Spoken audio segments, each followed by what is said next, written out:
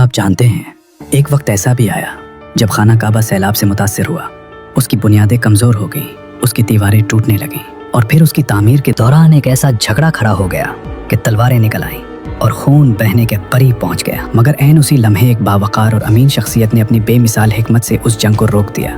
اور پھر کچھ ہی عرصے بعد وہی شخصیت ایک غار میں تنہائی میں بیٹھی تھی جب اچانک ایک آواز گونجی، اقرا، اور اسی لمحے انسانیت کی تاریخ کا سب سے عظیم باب شروع ہو گیا۔ آئیے جانتے ہیں کہ یہ سب کیسے ہوا۔ آپ صلی اللہ علیہ وسلم کی عمر 35 سال ہوئی تو مکہ میں زبردست سیلاب آیا۔ قریش نے سیلاب سے محفوظ رہنے کے لیے ایک بند بنا رکھا، تو مگر یہ سیلاب اس قدر زبردست تھا کہ بند توڑ کر کعبے میں داخل ہو گیا۔ پانی کے زبردست ریلے اور پانی کے اندر جمع ہونے کی وجہ سے کعبے کی دیواروں میں شگاف پڑ گئے۔ اس سے پہلے ایک مرتبہ یہ دیواریں آگ لگ جانے کی وجہ سے کمزور ہو چکی تھیں، اور یہ واقعہ اس طرح ہوا تھا کہ ایک مرتبہ کوئی عورت کعبے کو دھونی دے رہی تھی کہ اس آگ میں سے ایک چنگاری اڑ کر کعبے کے پردوں تک پہنچ گئی۔ اس سے پردوں کو آگ لگ گئی اور دیواریں تک جل گئی۔ اس طرح دیواریں بہت کمزور ہو گئی تھیں۔ یہی وجہ تھی کہ سیلاب نے ان کو کمزور دیواروں میں شگاف کر دیا۔ سیدنا ابراہیم علیہ السلام نے کعبے کی جو دیواریں اٹھائی تھیں وہ 9 گز اونچی تھیں، ان پر چھت نہیں تھی۔ لوگ کعبے کے لیے نذرانے وغیرہ لاتے تھے، یہ نذرانے کپڑے اور خوشبوئیں وغیرہ ہوتی تھیں۔ کعبے کے اندر جو کنواں تھا، یہ سب نذرانے اس کنویں میں ڈال دیے جاتے تھے۔ کنواں اندرونی حصے میں دائیں طرف تھا، اس کو کعبے کا خزانہ کہا جاتا تھا۔ کعبے کے خزانے کو ایک مرتبہ ایک چور نے چرانے کی کوشش کی، چور کنویں ہی میں مر گیا۔ اس کے بعد اللہ تعالیٰ نے اس کی حفاظت کے لیے ایک سانپ کو مقرر کر دیا۔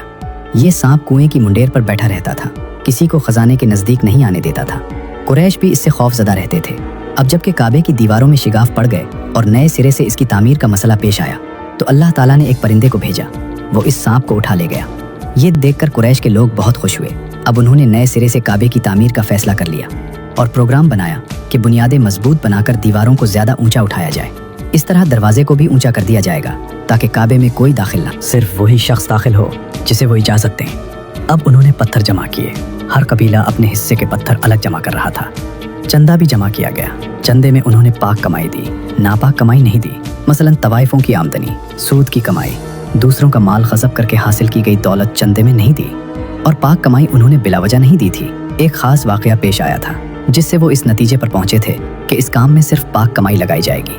وہ واقعہ یوں تھا، ایک قریشی سردار ابو وہب عمر بن عابد نے جب یہ کام شروع کرنے کے لیے ایک پتھر اٹھایا تو پتھر اس کے ہاتھ سے نکل کر پھر اسی جگہ پہنچ گیا جہاں سے اسے اٹھایا گیا تھا۔ اس پر قریشی حیران و پریشان ہوئے۔ آخر خود وہب کھڑا ہوا اور بولا، اے گروہ قریش، کعبے کی بنیادوں میں سوائے پاک مال کے کوئی دوسرا مال شامل مت کرنا۔ بیت اللہ کی تعمیر میں کسی بدکار عورت کی کمائی، سود کی کمائی یا زبردستی حاصل کی گئی دولت ہرگز شامل نہ کرنا۔ یہ وہب نبی کریم صلی اللہ علیہ وسلم کے والد حضرت عبداللہ کا ماموں تھا اور اپنی قوم میں ایک شریف آدمی تھا۔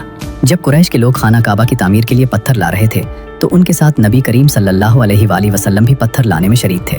آپ پتھر اپنی گردن پر رکھ کر لا رہے تھے۔ تعمیر شروع کرنے سے پہلے قریش کے لوگوں نے خوف محسوس کیا کہ دیواریں گرانے سے کہیں ان پر کوئی مصیبت نہ نازل ہو جائے۔ آخر ایک سردار ولید بن مغیرہ نے کہا، کعبہ کی دیواریں گرانے سے تمہارا ارادہ اصلاح اور مرمت کا ہے یا اس کو خراب کرنے کا؟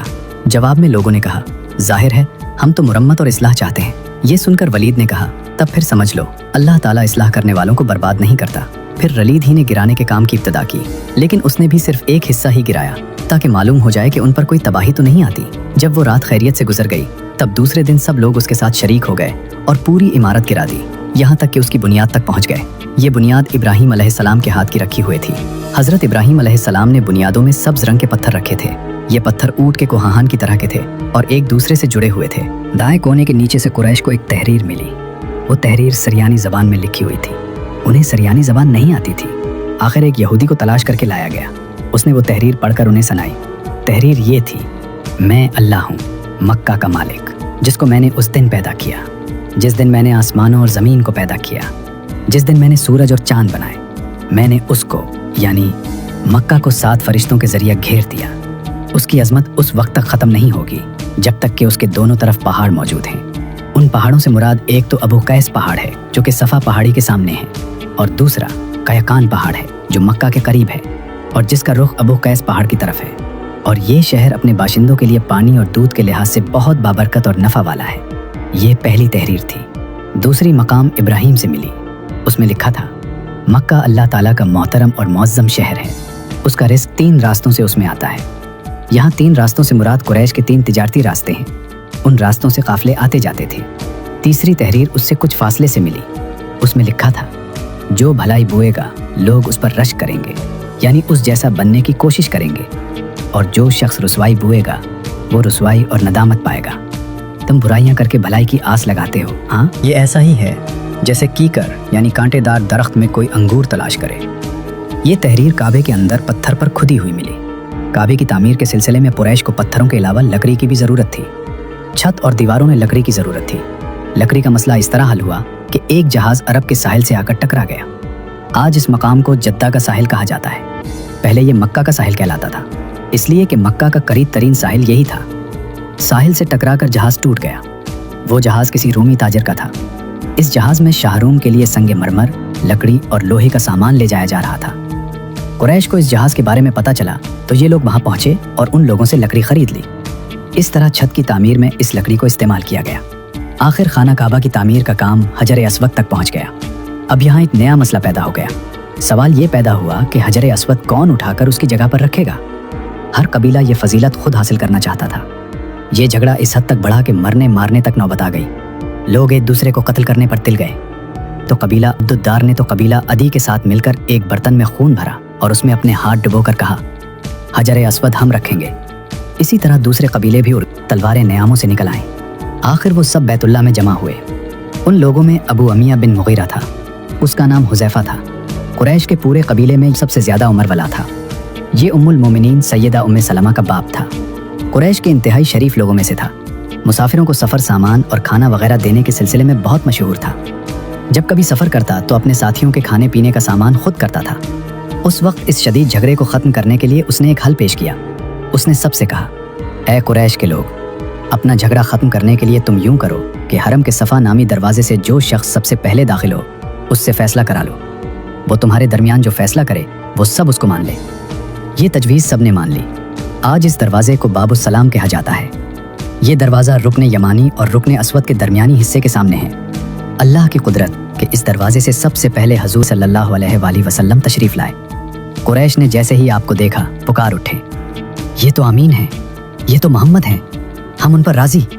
और उनके ऐसा कहने की वजह ये थी कि कुरैश अपने आपस के झगड़ों के फैसले आप ही से कराया करते थे। आप किसी की बेजा हिमायत नहीं करते थे, न बिला वजह किसी की मुखालफत करते थे। फिर उन लोगों ने अपने झगड़े की तफसील आपको सुनाई। सारी तफसील सुनकर आपने फरमाया, एक चादर ले आओ। वो लोग चादर ले आए।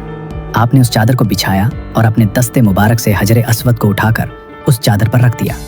उसके बाद आपने इरशाद फरमाया, हर कबीले के लोग उस चादर का एक एक किनारा पकड़ लें, फिर सब मिलकर उसको उठाएं। उन्होंने ऐसा ही किया। चादर को उठाए हुए वो उस मकाम तक आ गए जहां हजर अस्वद को रखना था। उसके बाद नबी करीम सल्लल्लाहु अलैहि वसल्लम ने हजर अस्वद को उठाकर उसकी जगह रखना चाहा, लेकिन ऐन उसी वक्त एक नजदी शख्स आगे बढ़ा और तेज आवाज में बोला, बड़े ताज्जुब की बात है कि आप लोगों ने एक कम उम्र नौजवान को अपना रहनुमा बना लिया है, उसकी इज्जत अफजाई में लग गए हों। याद रखो, ये शख्स सबको गिरोहों में तकसीम कर देगा, तुम लोगों को पारा पारा कर देगा।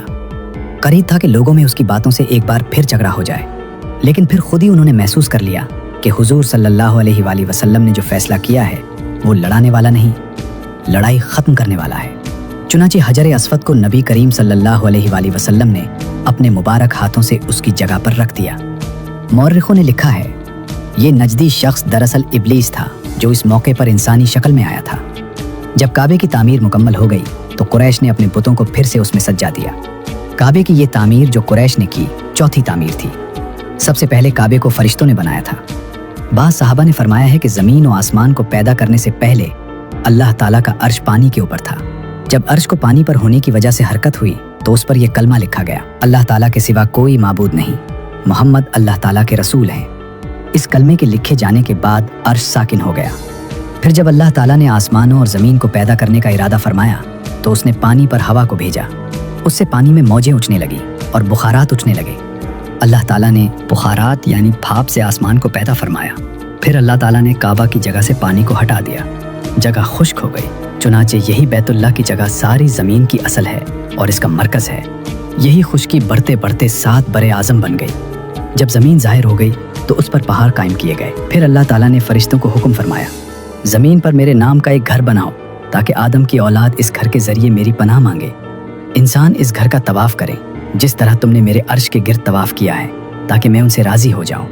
فرشتوں نے حکم کی تعمیل کی، پھر آدم علیہ السلام نے خانہ کعبہ کی تعمیر شروع کی، اس کے بعد حضرت ابراہیم علیہ السلام نے خانہ کعبہ کی تعمیر کی۔ حضور اکرم صلی اللہ علیہ وسلم کی عمر مبارک 40 سال کے قریب ہوئی تو وحی کے آثار شروع ہو گئے۔ اس سلسلے میں سب سے پہلے آپ کو سچے خواب دکھائی دینے لگے۔ آپ جو خواب دیکھتے وہ حقیقت بن کر سامنے آ جاتا۔ اللہ تعالیٰ نے سچے خوابوں کا سلسلہ اس لیے شروع کیا کہ اچانک فرشتے کی آمد سے کہیں آپ خوف زدہ نہ ہو جائیں۔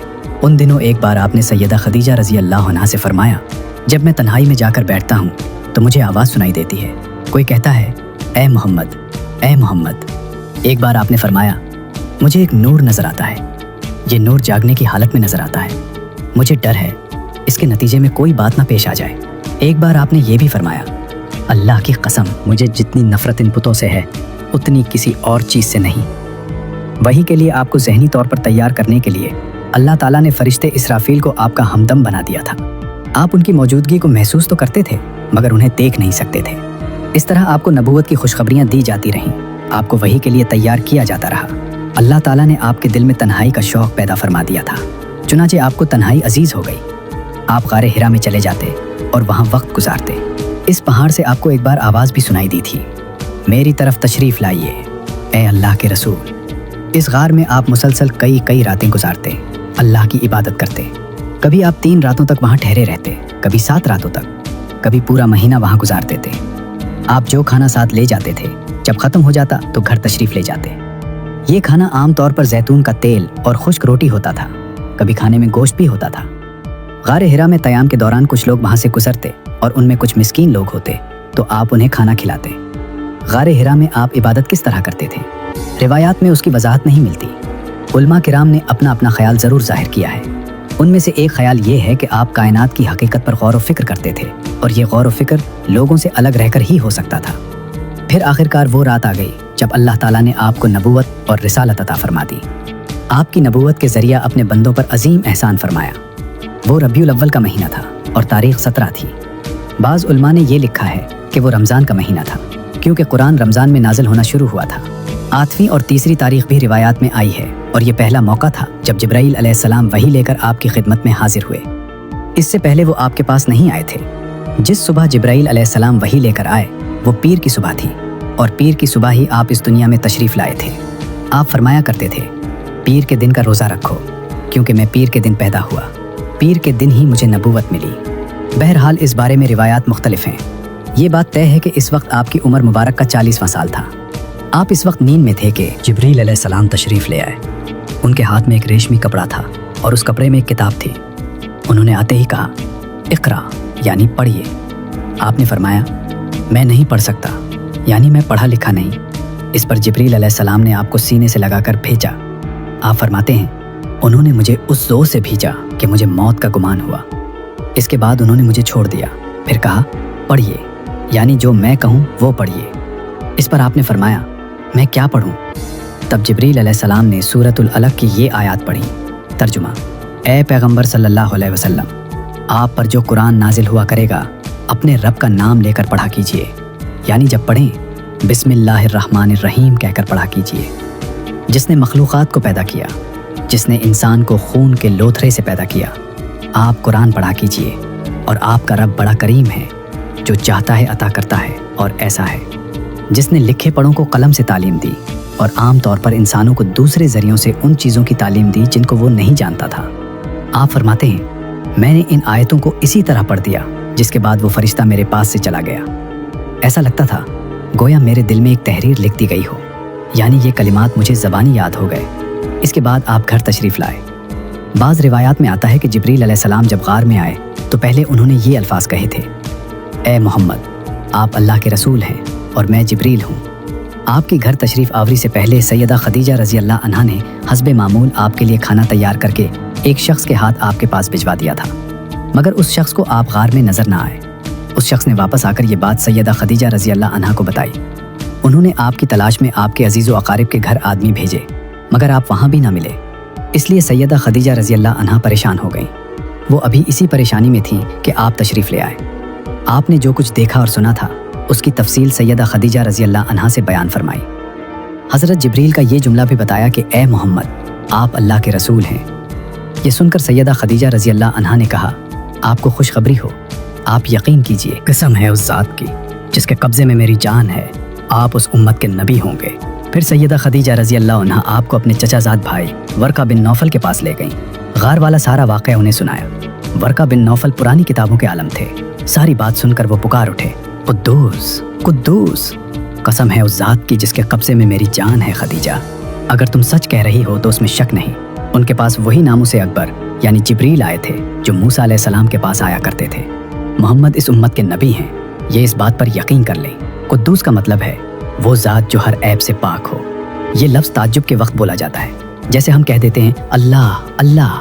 ورقہ بن نوفل کو جبریل کا نام سن کر حیرت اس لیے ہوئی تھی کہ عرب کے دوسرے شہروں میں لوگوں نے یہ نام سنا بھی نہیں تھا۔ یہ بھی کہا جاتا ہے کہ ورقہ بن نوفل نے آپ کے سر کو بوسہ دیا تھا اور پھر کہا تھا، کاش میں اس وقت تک زندہ رہتا جب آپ لوگوں کو اللہ تعالیٰ کی طرف دعوت دیں گے، میں آپ کی مدد کرتا، اس عظیم کام میں بڑھ چڑھ کر حصہ لیتا۔ کاش میں اس وقت تک زندہ رہوں جب آپ کی قوم آپ کو جھٹلائے گی، آپ کو تکالیف پہنچائے گی، آپ کے ساتھ جنگیں لڑی جائیں گی اور آپ کو یہاں سے نکال دیا جائے گا۔ اگر میں اس وقت تک زندہ رہا تو آپ کا ساتھ دوں گا، اللہ کے دین کی حمایت کروں گا۔ آپ یہ سن کر حیران ہوئے اور فرمایا، میری قوم مجھے وطن سے نکال دے گی؟ جواب میں ورقہ نے کہا، ہاں، اس لیے کہ جو چیز آپ لے کر آئے ہیں اسے لے کر جو بھی آیا اس پر ظلم ڈھائے گئے۔ اگر میں نے وہ زمانہ پایا تو میں ضرور آپ کی پوری مدد کروں گا۔ ورقہ نے حضرت خدیجہ رضی اللہ عنہا سے یہ بھی کہا، تمہارے خاوند بے شک سچے ہیں، در حقیقت یہ باتیں نبوت کی ابتدا ہیں، یہ اس امت کے نبی ہیں۔ لیکن اس کے کچھ ہی مدت بعد ورقہ بن نوفل کا انتقال ہو گیا، انہیں حجون کے مقام پر دفن کیا گیا۔ چونکہ انہوں نے آپ کی تصدیق کی تھی، اس لیے نبی کریم صلی اللہ علیہ وآلہ وسلم نے ان کے بارے میں فرمایا ہے، میں نے ورقہ کو جنت میں دیکھا ہے، ان کے جسم پر سرخ لباس تھا۔ ورقہ سے ملاقات کے بعد آپ گھر تشریف لے آئے۔ اس کے بعد ایک مدت تک جبریل علیہ السلام آپ کے سامنے نہیں آئے۔ درمیان میں جو وقفہ ڈالا گیا اس میں اللہ تعالیٰ کی یہ حکمت تھی کہ آپ کے مبارک دل پر جبریل علیہ السلام کو دیکھ کر جو خوف پیدا ہو گیا تھا اس کا اثر زائل ہو جائے اور ان کے نہ آنے کی وجہ سے آپ کے دل میں وحی کا شوق پیدا ہو جائے۔ چنانچہ ایسا ہی ہوا۔ جبریل علیہ السلام کی آمد کے بعد سلسلہ رک جانے کے بعد آپ کو صدمہ ہوا۔ کئی بار آپ پہاڑوں کی چوٹیوں پر چڑھ گئے تاکہ خود کو وہاں سے گرا کر ختم کر دیں، لیکن جب بھی آپ ایسا کرنے کی کوشش کرتے جبریل علیہ السلام آپ کو پکارتے، اے محمد، آپ حقیقت میں اللہ تعالیٰ کے رسول ہیں۔ یہ کلمات سن کر آپ سکون محسوس کرتے، لیکن جب پھر وحی کا وقفہ کچھ اور گزر جاتا تو آپ بے قرار ہو جاتے، رنج محسوس کرتے اور اسی طرح پہاڑ کی چوٹی پر چڑھ جاتے۔ چنانچہ پھر جبریل علیہ السلام آ جاتے اور آپ کو تسلی دیتے۔ آخر دوبارہ وحی ہوئی۔ سورہ مدثر کی پہلی 3 آیات اتری۔ ترجمہ، اے کپڑے میں لپیٹنے والے اٹھو، یعنی اپنی جگہ سے اٹھو اور پھر اپنے رب کی بڑائیاں بیان کرو اور اپنے کپڑے پاک رکھو۔